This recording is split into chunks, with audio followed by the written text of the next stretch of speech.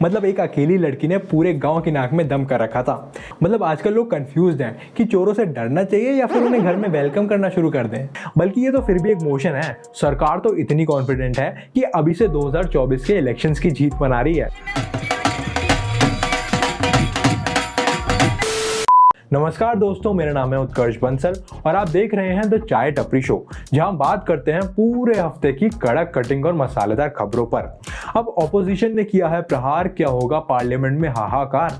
इस हफ्ते ऑपोजिशन ने मोदी सरकार के खिलाफ अविश्वास प्रस्ताव यानी कि नो कॉन्फिडेंस मोशन पेश किया है। इस मोशन को लोकसभा के स्पीकर ओम बिरला ने एक्सेप्ट भी कर लिया है, यानी कि अब लोकसभा में एक डिबेट होगी और उसके बाद वोटिंग की जाएगी। जो लोग नहीं जानते, नो कॉन्फिडेंस मोशन पार्लियामेंट का एक प्रोसेस होता है जहां ऑपोजिशन सरकार को चैलेंज करती है और कहती है कि अगर आपके पास मेजॉरिटी नहीं है तो आप सत्ता में नहीं रह सकते।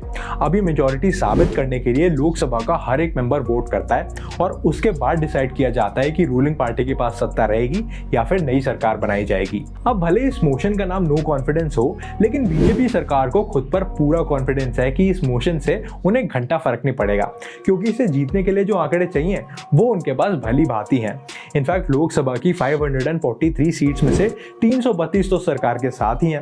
बल्कि ये तो फिर भी एक मोशन है। सरकार तो इतनी कॉन्फिडेंट है कि अभी से 2024 के इलेक्शंस की जीत बना रही है।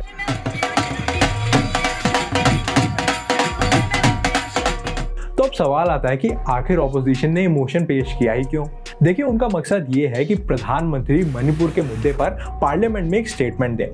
हालांकि सरकार का कहना है कि ये काम तो मिनिस्टर का होता है और अमित शाह इस पर बोलने को तैयार है, लेकिन ऑपोजिशन को तो पीएम मोदी ही चाहिए और अब इस नो कॉन्फिडेंस के जरिए पीएम मोदी को पार्लियामेंट में उपस्थित होना पड़ेगा और हो सकता है कि इस मुद्दे पर बयान भी देना पड़े।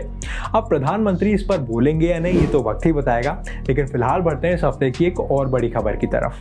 कहते हैं भारतीय नारी सब पर भारी, और इसे साबित करके दिखाया है भारत की विमेंस क्रिकेट टीम ने।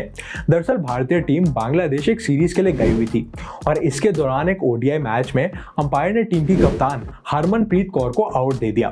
अब हरमन अंपायर के इस डिसीजन से खुश नहीं थी और एपरेंटली इस मैच में डीआरएस भी अवेलेबल नहीं था, तो गुस्से में हरमन ने बैट स्टंप्स पे दे मारा। पोस्ट मैच कॉन्फ्रेंस में भी अंपायर्स को दबा के क्रिटिसाइज किया और यहाँ भी वो रुकी नहीं। मैच के बाद फोटो सेशन में उन्होंने बांग्लादेशी टीम से ये तक कह डाला कि अरे अरे अपने साथ अंपायर को भी तो बुला लो, वो भी तो तुम्हारी टीम से खेल रहे थे ना। Some pathetic umpiring was done and really disappointed about some decisions given by the umpires. Harman भी लाइक मेरे से गुलू गुलू करोगे तो मैं धोख दूंगी ना। खैर, इसके बाद बांग्लादेशी टीम फोटो छोड़कर वॉकआउट कर गई। आईसीसी ने हरमन को 2 मैच के लिए बैन कर दिया है और सोशल मीडिया और क्रिकेटिंग लेजेंड्स सब ने मिलकर इन्हें दबाकर क्रिटिसाइज किया है। अब देखिए, ये मुद्दा इसीलिए भी इतना बड़ा है क्योंकि विमेंस क्रिकेट के इतिहास में ऐसा पहली बार हुआ है जब आईसीसी ने किसी क्रिकेटर को सस्पेंड ही कर डाला है। अब देखिए, कई लोग ये भी कह रहे हैं कि जो हरमन ने किया काफी बहादुरी का काम था और ये सभी औरतों के लिए एक मिसाल है। लेकिन देखिए, यहाँ सवाल आदमी और औरत का है ही नहीं, यहाँ सवाल है द गेम ऑफ क्रिकेट का।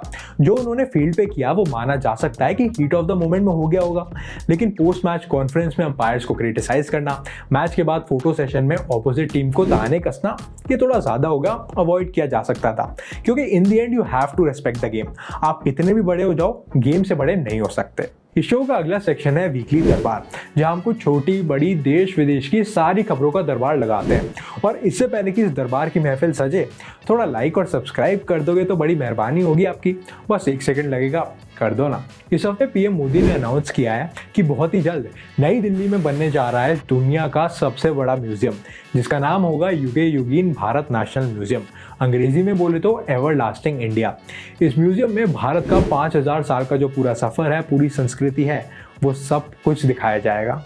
इसमें 4 फ्लोर्स बनाए जाएंगे और हर फ्लोर पर अलग अलग सेगमेंट्स होंगे।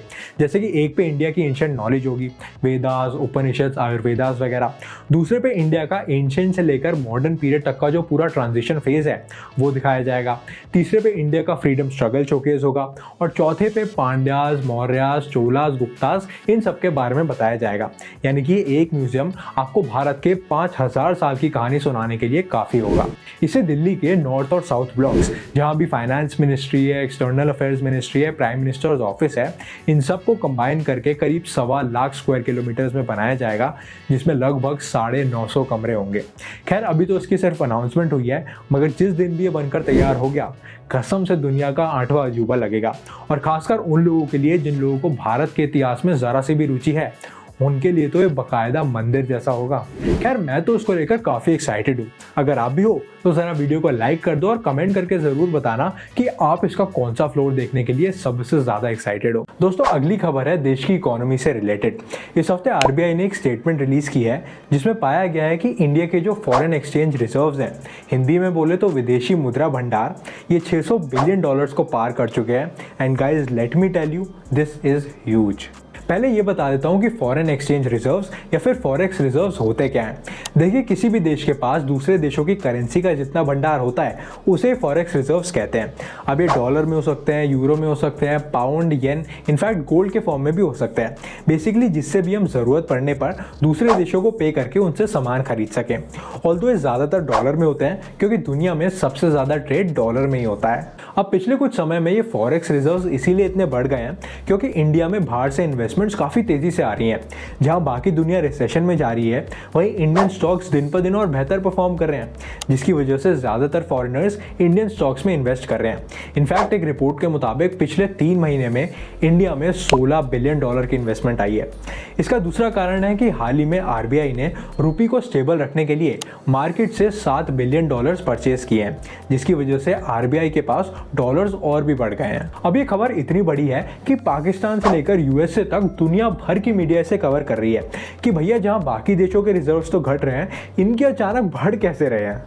ये वीडियो जो आप अपनी स्क्रीन पर देख रहे हैं ये यूएसए की है, जहां लोग अलग अलग स्टोर्स के बाहर लंबी लंबी लाइनों में खड़े हैं चावल खरीदने के लिए। इनफैक्ट बाहर के देशों में चावल को लेकर इस हद तक पैनिक क्रिएट हो चुका है कि लोग एक साथ 4-4, 5-5 कट्टे खरीद रहे हैं कि कहीं बाद में मिले ना मिले। दरअसल India is one of the biggest exporters of rice in the world. In fact दुनिया में जितना भी राइस एक्सपोर्ट होता है उसमें से 40% अकेले भारत के द्वारा किया जाता है।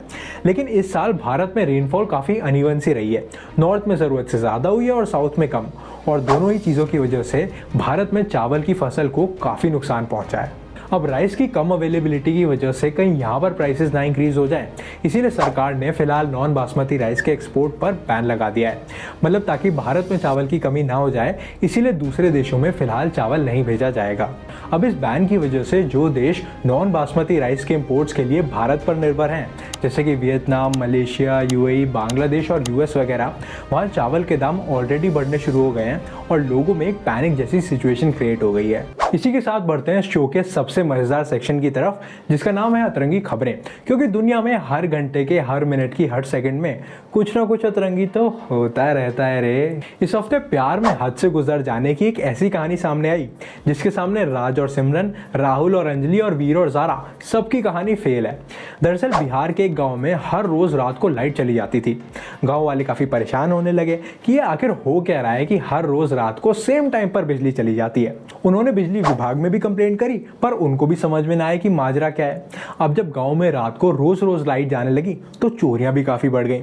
तो फाइनली गांव वालों ने सोचा कि अब खुद चेक किया जाए कि आखिर ये हो क्या रहा है। अब चेक करने पर पता चला कि हर रात एक लड़की प्रीति अपने आशिक राजकुमार से मिलने के लिए पूरे गांव की बिजली काट देती थी ताकि उनके इस लफड़े के बारे में किसी को पता ना चले। मतलब एक अकेली लड़की ने पूरे गांव की नाक में दम कर रखा था। खैर वो तो इस लड़की की किस्मत अच्छी थी। जब गांव वालों को पता चला तो पहले तो सबने मिलकर राजकुमार को खूब कूटा, लेकिन उसके बाद इन दोनों की शादी भी करा दी कि भैया तुम शादी कर लो पर हमें जीने दो, हमसे और नहीं सहा जाता। यार पिछले कुछ दिनों में दिल्ली के चोर काफ़ी दयालु हो गए हैं। अब रिसेंटली एक खबर आई है जहां एक चोरों का गैंग एक घर में चोरी करने के लिए घुसा, लेकिन जब घंटों तक ढूंढने के बाद भी उन्हें चोरी करने लायक कुछ नहीं मिला तो वो जाते जाते उल्टा 500 का नोट छोड़ के गए। मतलब ये लोग गए थे चोर बन के और वापस आए फिलैंथ्रोपिस्ट बन के। अच्छा, कुछ दिनों पहले दिल्ली के शादरा से भी एक ऐसी खबर आई थी जहाँ 2 चोर बाइक पर जा रहे थे और उन्होंने रास्ते में लूटने के लिए कपल को पकड़ लिया। अब एपरेंटली उस कपल के पास भी सब मिला जुला के कुल 20 रुपए थे। तो यहाँ भी चोर जाते जाते उल्टा इन्हें 100 का नोट पकड़ा के गए और साथ में ये भी कहा कि भाई हमसे ज़्यादा तो इसे तुम्हें ज़रूरत है। मतलब आजकल लोग कंफ्यूज्ड हैं कि चोरों से डरना चाहिए या फिर उन्हें घर में वेलकम करना शुरू कर दें।